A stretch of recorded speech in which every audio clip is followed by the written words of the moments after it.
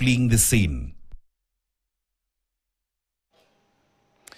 Dr. Victoria Mutiso, the distinguished psychiatrist and mental health researcher whose life was cut short in a brutal shooting last week, has been laid to rest at her Wanzauni rural home in Mboni, Makueni County.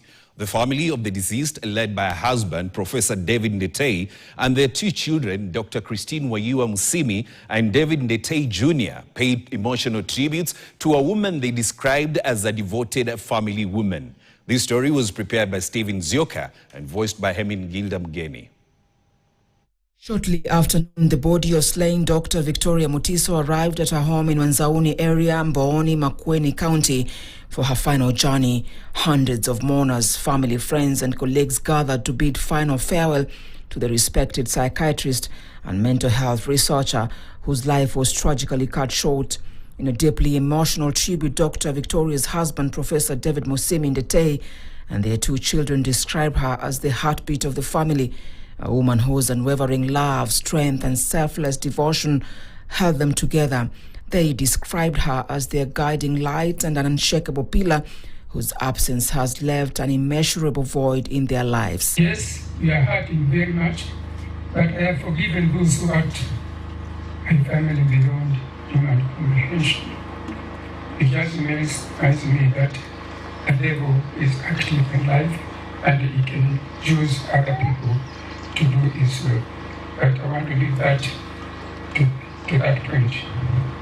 We all know bitterness against them, but because purpose will fail, not theirs. He still insists on his throne, and he will avenge us. We will not revenge against them. And it breaks me so much that her beautiful journey had to be cut in this cruel manner. And I don't think I'd wish this on my worst enemy. And as my father has said, we forgive them. A time is coming when I will look back and see how Mommy's death yielded a solution to save thousands of families, our nations, across the nation, and generations to come. The late Dr. Mutiso, who was shot dead in Nairobi's Upper Hill area on July 29th this year, at the age of 57, was remembered for the enduring legacy she left behind, with mourners hailing her as a visionary leader in the field of mental health and driving force behind the establishment of the Africa Institute of Mental and Brain Health, an institution that continues to shape research on mental health care across the region. She helped to make Africa a case for collaboration, and with all humility, I want to say we have reached a stage where we are saying, no, we can't take any more projects. And all of this, I must say, was because of efforts and how people knew Dr. Mutiso. Colleagues from the health sector paid a glowing tribute to Dr. Mutiso, remembering her as a compassionate mentor. She was simply Daktari. She was a kind, humble and caring leader who dedicated her life to serving other people and improving lives.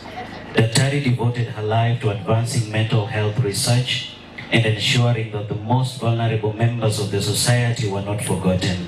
Victoria's name, through her contribution to mental health research, has long broken through the local and regional boundaries to reach the heights of global scientists and researchers, a global name in mental health research. As Dr. Mutiso was laid to rest, a huge sense of loss swept through Wanzauni village as residents remembered her as a humble and generous person. While celebrating her life of service, mourners also renewed their call for justice, urging investigators to leave no stone unturned in identifying and prosecuting those responsible for her killing. Former Deputy President Rigathi Gachagua has challenged